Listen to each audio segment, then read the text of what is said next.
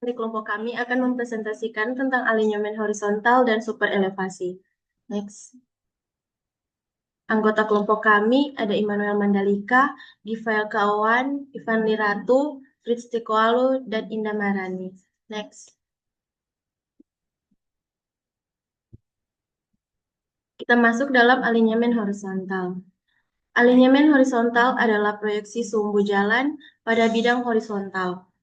Alinyemen horizontal dikenal juga dengan nama situasi jalan atau trase jalan.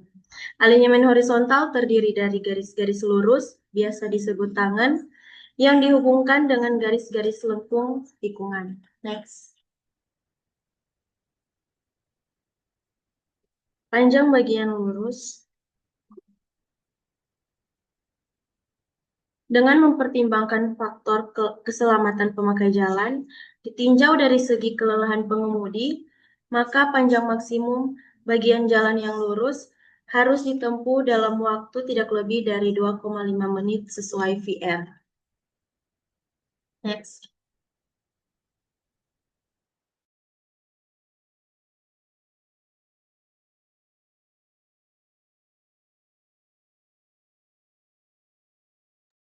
Selanjutnya, Immanuel Mandalika.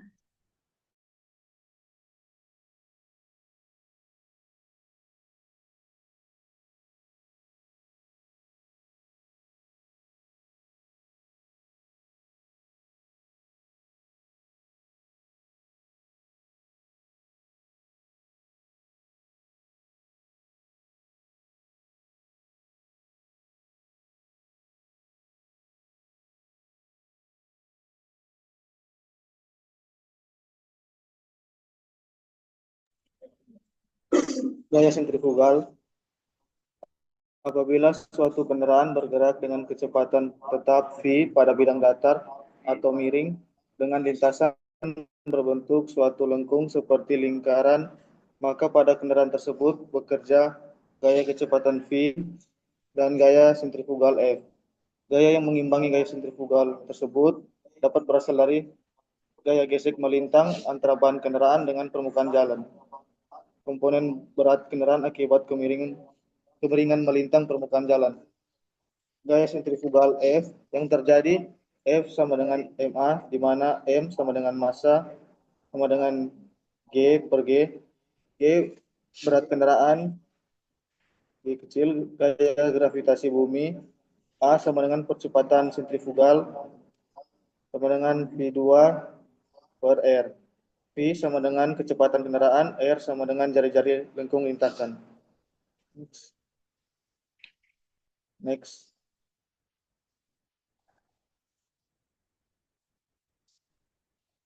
Ini ada tiga jenis tikungan. Yang pertama adalah full circle. Full circle adalah lengkung penuh, lengkung yang hanya terdiri dari bagian lengkung tanpa adanya peralihan. Yang dimaksud di sini adalah hanya ada satu jari-jari lingkaran pada lengkung tersebut. Kemudian ada circle spiral atau SCS, yaitu lengkung terdiri atas bagian lengkungan circle dengan bagian peralihan atau spiral untuk menghubungkan dengan bagian yang lurus FC, dua bagian lengkung di kanan kiri FC. Itulah yang disebut dengan spiral. Kemudian yang ketiga adalah spiral-spiral.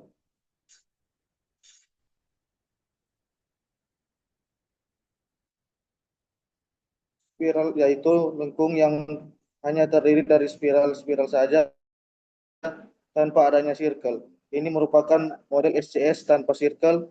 Lengkung ini biasanya terdapat di tikungan dengan kecepatan sangat tinggi. Next.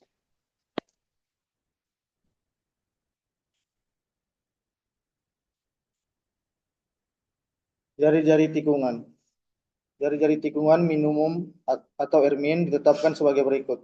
Rmin sama dengan VR2 per 127 Imax plus F, di mana Rmin sama dengan jari-jari tikungan minimum M, VR sama dengan kecepatan rencana atau kilometer per jam, Imax sama dengan super elevasi maksimum, F sama dengan koefisien gesek untuk perkerasan aspal.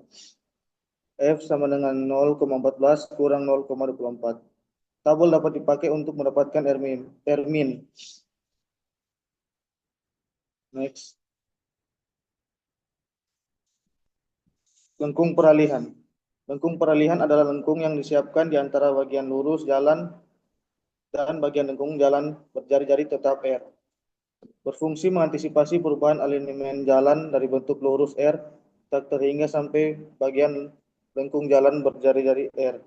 Sehingga gaya sentrifugal yang bekerja pada kendaraan saat berjalan di tikungan berubah secara berangsur-angsur baik ketika kendaraan mendekati tikungan maupun meninggalkan tikungan. Bentuk lengkung peralihan dapat berupa parabola atau spiral. Next.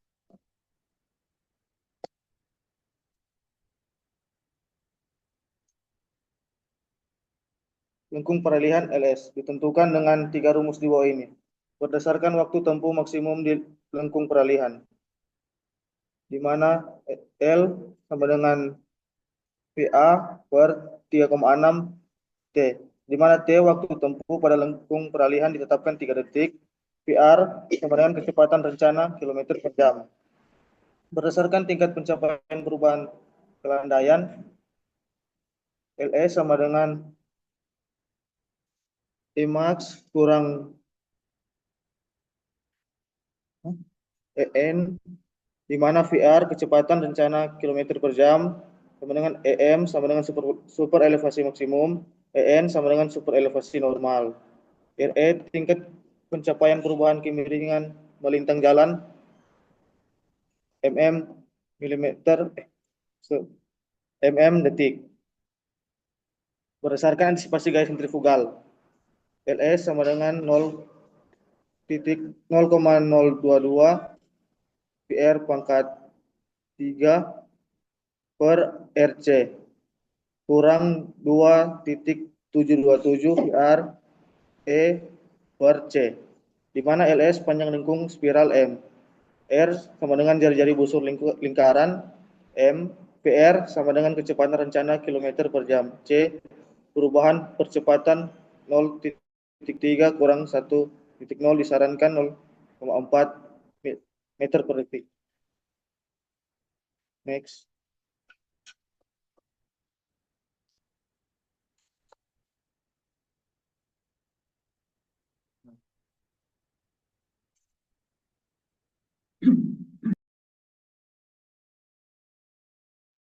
Baik. Kita masuk dalam superelevasi. Superelevasi sendiri adalah kemiringan melintang pada permukaan jalan, terutama pada tikungan, yang dibuat dengan cara menaikkan sisi luar tikungan dibanding sisi dalamnya. Next. Berikut adalah gaya-gaya yang bekerja pada saat kendaraan berada di tikungan. Di sini bisa kita lihat di gambar, terdapat gaya normal, gaya gesek yang terjadi pada roda kendaraan dan permukaan jalan. Kemudian ada gaya sentrifugal saat kendaraan memasuki tikungan. Next.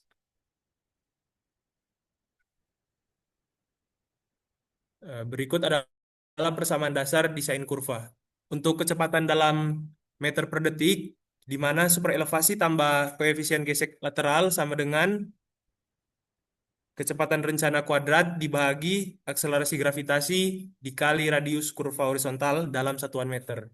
Sementara untuk konversi kecepatan dalam satuan kilometer per jam adalah superelevasi ditambah nilai desain koefisien gesek lateral sama dengan kecepatan rencana kuadrat dalam satuan meter per detik dibagi 127 kali R, yaitu radius kurva horizontal yang satuannya adalah meter. Next. Nah, berikut adalah tujuan dan fungsi dari superelevasi. Yang pertama adalah kemiringan melintang, di mana naiknya suatu tepian luar permukaan permukaan jalan agar kendaraan tidak mengalami overlap saat memasuki tikungan.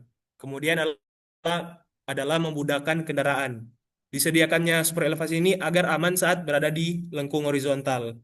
Kemudian mengurangi gaya sentrifugal.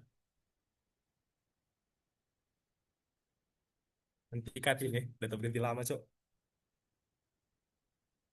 Nah, nanti edit, tunggu. Black anjir. Paham.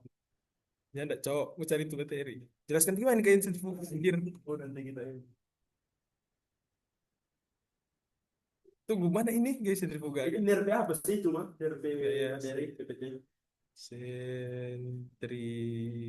Itu gaya yang mengakibatkan dia tak keluar Iya, dari coba tunggu cari DP susuk dan anjing. Contohnya apa baca juga sih. Lanjut lanjut. Sedikit sekali membaca Ivan. Kayaknya nak mau semua yang penting dia cuma di awal-awal kan. Kemudian adalah mengurangi gaya sentrifugal, yaitu mengurangi efek akibat gaya sentrifugal yang menyebabkan kendaraan dapat keluar dari jalan. Lalu manfaat lainnya adalah membebani kendaraan. Gaya sentrifugal seluruhnya hanya ditanggung oleh ban dan jalannya. Next.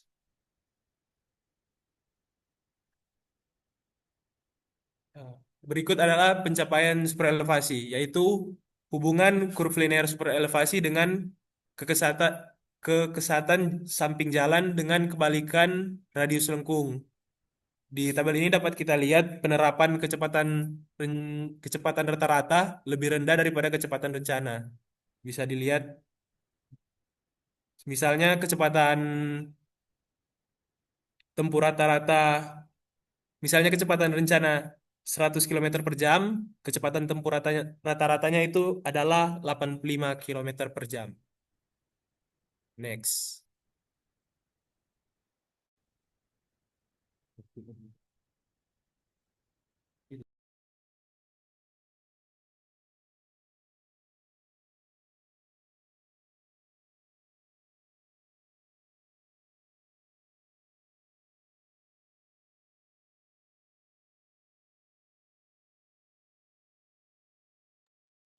Ya, selanjutnya masuk kepada nilai super elevasi maksimum dan super elevasi minimum.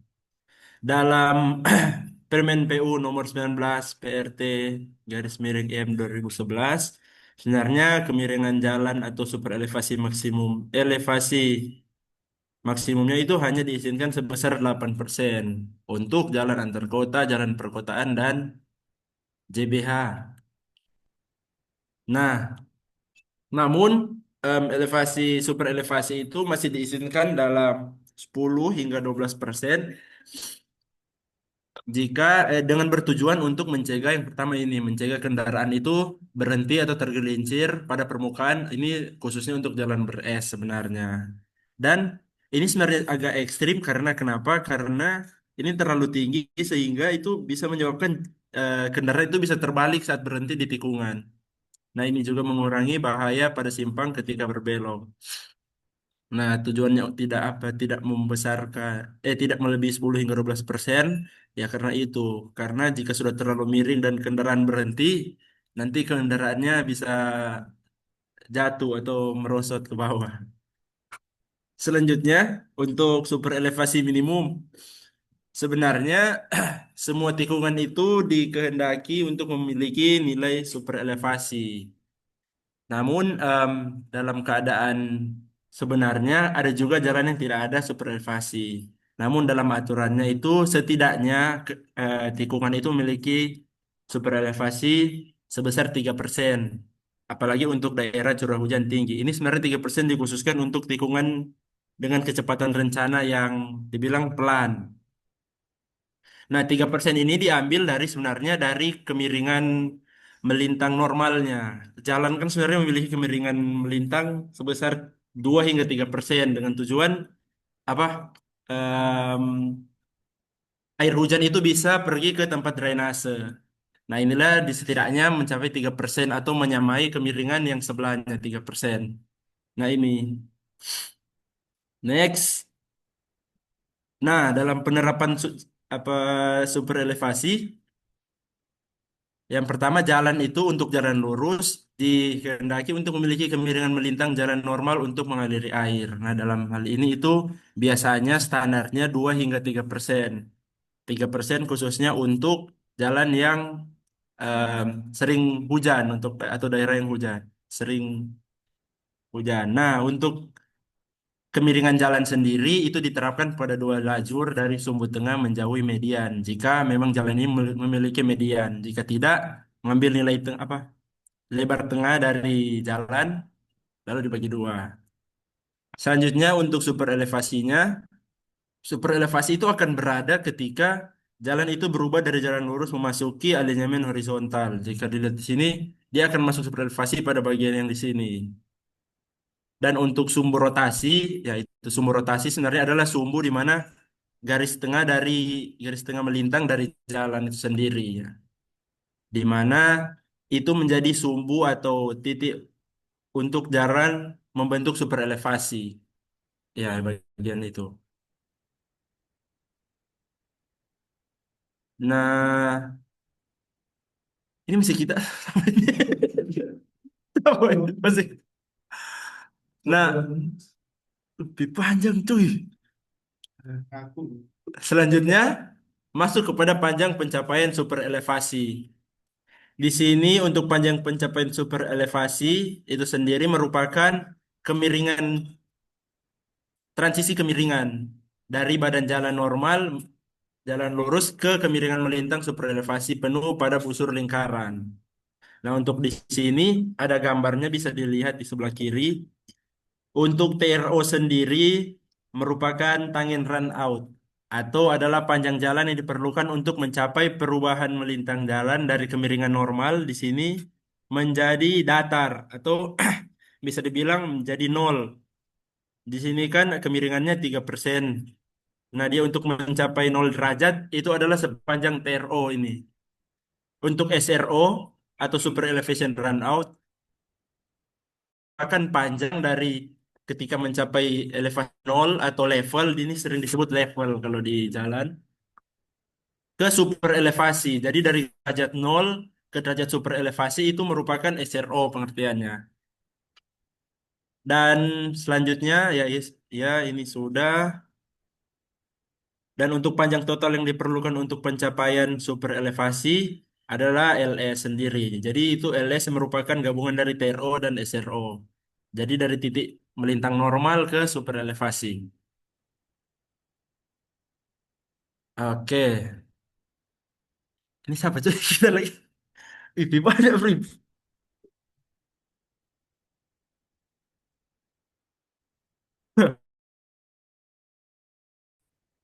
Ini halaman berapa, ya? Oh, laju rotasi. Oke, untuk laju rotasi itu sendiri merupakan apa ya, laju rotasi perkerasan itu tidak dibatasi untuk tidak melampaui 2,5% per detik waktu tempuh pada kecepatan operasi. Jadi sebenarnya laju rotasi ini merupakan em, cepat apa ya? Laju rotasi merupakan dari jalan yang memiliki kemiringan melintang normal ke super elevasi, lajunya itu seberapa cepat dengan tujuan supaya tidak membebani kendaraan ketika di tikungan. Dan di sini untuk laju rotasi 3,5% radian per detik itu ditujukan untuk kecepatan rencana yang kurang dari 80 km per jam. Dan untuk yang 22,5% tadi untuk kecepatan di atas 80 km per jam. Nah, ini ada persamaan untuk mencari laju rotasi yang lebih detail. LRR adalah panjang pencapaian superelevasi berdasarkan kriteria laju rotasi dalam satuan meter, lalu E1 kemiringan melintang normal dalam persen, E2 adalah superelevasi penuh, V yaitu kecepatan operasi, dan R adalah laju rotasi.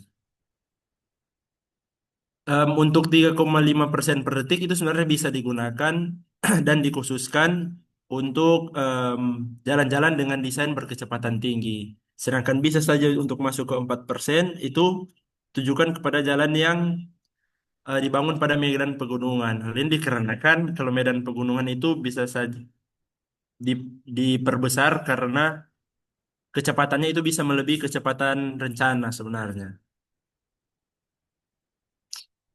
Oke.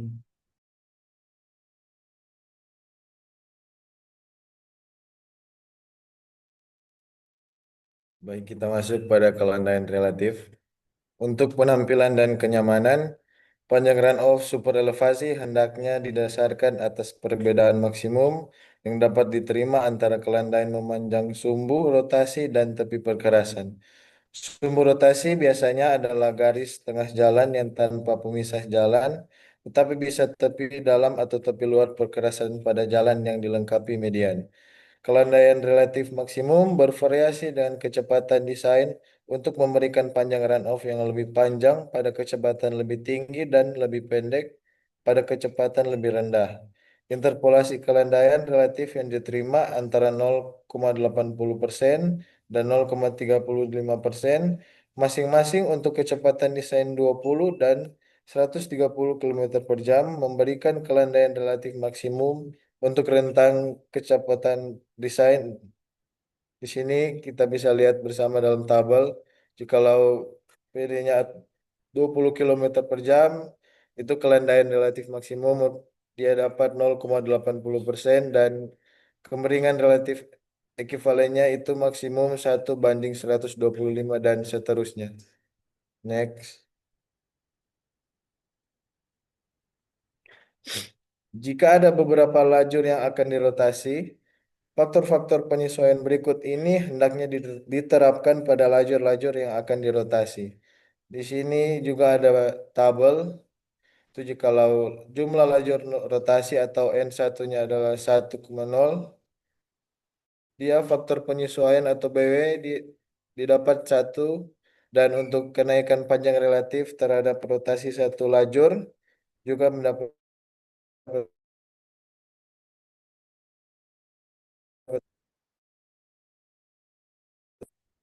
panjang pencapaian super elevasi. Untuk mendapatkan panjang lengkung peralihan atau super elevation runoff, kita dapat menggunakan persamaan yang di bawah ini. LS sama dengan WN1 per ED bagi delta kali BW. Di sini LS itu adalah panjang minimum runoff super elevasi lengkung peralihan atau runoff M. Delta kelandaian relatif maksimum kepersenan. N1 jumlah jalur yang diputar. BW merupakan faktor penyesuaian untuk jumlah jalur yang diputar. Dan W adalah lebar jalur lalu lintas. Dan yang terakhir ED adalah tingkat super elevasi desain. Next. Sekian dari kelompok kami. Terima kasih.